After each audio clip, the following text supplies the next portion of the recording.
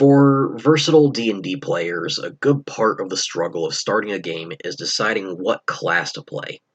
Deciding between something martial or arcane can be quite obnoxious. This is partly why classes like Sun Soul Monk and Hexblade are so popular. So I decided to make an original class of my own to bridge the gap. This was originally a concept designed by user Saren of the Giant in the Playground forum, but it was designed for 3.5 and abandoned in 2011. As with most 3.5 homebrewing, it was broken and inconsistent. So I decided to take a crack at remaking the concept from the ground up for 5th edition, while making some tributes to the mechanics of 3.5 that I feel are interesting to revive and thematic for the class. So, ladies and gentlemen, I present to you the Warmarked. This monastic order of warriors insists upon perfecting the art of war. To do this, they approach both martial combat and arcane power, channeling magic through their bodies to make themselves true juggernauts. They do this in the form of arcane tattoos, written in one ancient language and hidden base language, then disguised with the bearer's own art form, to keep their ancient language from falling into the wrong hands. In mastering these arts, as well as the art of combat, they become a combat utility three-quarter caster. Think a bard with less utility and more combat focus. Strong, but not too flexible. An all-around combat class that feels like a Sun Soul Monk, but with classic spell slots. A fighter, but without the combat style and extra attacks, and instead carrying arcane tattoos that work quite the same as a warlock's invocations. So, how do you start? Well, with their hit die as a standard D10 plus con, it's easy enough, and with a stat layout much like a fighter as well. Focus on constitution, strength, and intelligence. Intelligence is your casting stat, and not to mention you don't exactly want a dumb soldier. From here, you start off with 2 cantrips, and that remains until level 3, at which point you learn level 1 spells.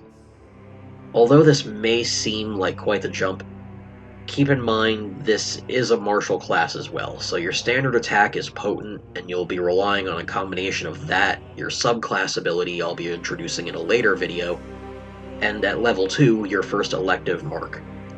You see, some marks come standard with this class, and others, much like invocations on Warlock, are completely elective. For now, let's focus on the standard ones. To begin, at level 1, you choose an armory mark. It can be any weapon type or a shield. By choosing this, your Warmarked is able to summon an ethereal copy of their weapon or shield of choice as a free action at any time. At later levels, you're able to take an elective secondary armory mark, which is quite useful if you want to go sword and board, as once a Warmarked has chosen their armory mark, they can't wield anything else. On the upside, if you happen to pick a shield first, you get a D8 bludgeoning attack once per round that works as an attack or reaction and causes 5 feet of knockback. Your summoned weapon counts as a magic weapon in damage calculation, so expect most enemies aren't going to be able to resist it, even if the DM throws a ghostly curveball at you. Quite the improvement over the standard fighter. As you level up, your armory mark improves. Your weapons slowly grow stronger, becoming a +1 at level 3 and doubling your shield's knockback. At level 5, you start stacking guaranteed minimum damage per attack, starting at 5, then 8 at level 9, 10 at level 17, and 15 at level 20. Level 13 is where things get really interesting. At this level, you're granted a once per long rest ability that supercharges your weapon and performs an incredibly powerful attack.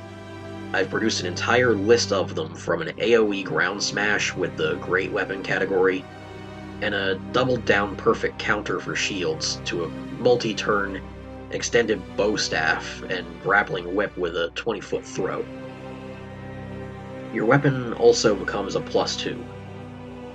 Once you reach level 20, though, it becomes a +3, and your charged attack becomes once per short rest and twice per long rest. Obviously, this weapon is the combat core of the class, and that reflects well in the spell list. Many of the unique spells developed for this class take advantage of the ethereal weapon summoning, most of them being concentration spells that transform your weapon into a war tool of some kind. For example, you have a battering ram with bludgeoning, prone chance, and double damage on structures and objects. You can turn it into a grenade with a 10-foot blast radius, or a stationary banner that grants bless to every ally in a 20-foot radius. There's even a spell that turns your weapon into a catapult or a ballista. Then there's some tactical spells meant to coincide with your allies, such as Courageous Charge, which allows you and a few allies to dash, strike, and disallow enemies to disengage while putting them at disadvantage on their next attack. Then there's the Repulsing Blows for strategic radial knockback, or Riddick's Empowering Presence to instill fear in your enemies and inspire allies. This is only scratching the surface of the spells, so if you want to see any details, you'll have to wait and see the finished product when they're done playtesting. But suffice to say, this class's spell list is going to be something brilliant and unique. But, of course, while the Armory mark is most versatile and connects to most of your class features, it's not the only mark you're certain to get.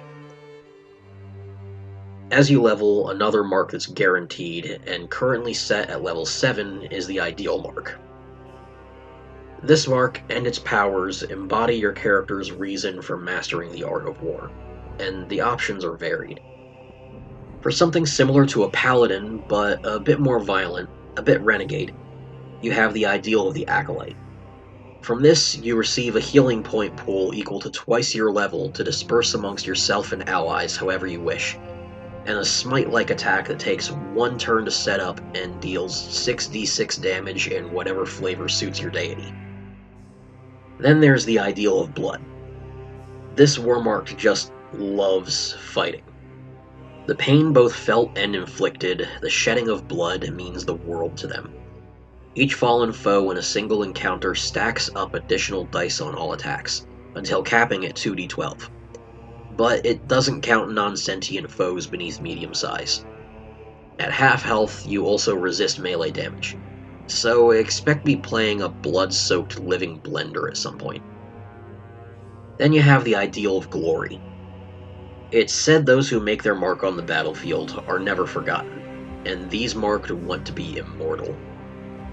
They gain a +2 to all rolls in public or organized fights and against public figures. So bringing these guys to traditional battles for dominance against Orcish warlords is a pretty good idea. They also regain an additional 2d6 plus intelligence HP per 5 levels after every battle, and some expertise in persuasion. The Ideal of Defense is for those who've lost and refuse to lose more. They protect what's precious to them at all costs, whether it be family, friends, a home, a country, what have they. They gain a reaction ability to block for an ally within movement range, with resistance to all damage types during that reaction. This doesn't reduce damage from traps, though. Moving for this ability can also use any alternate movement options at your disposal, such as those provided by another mark set I'll discuss soon. As a small bonus, you also get the Alarm cantrip. Then there's the Ideal of Love.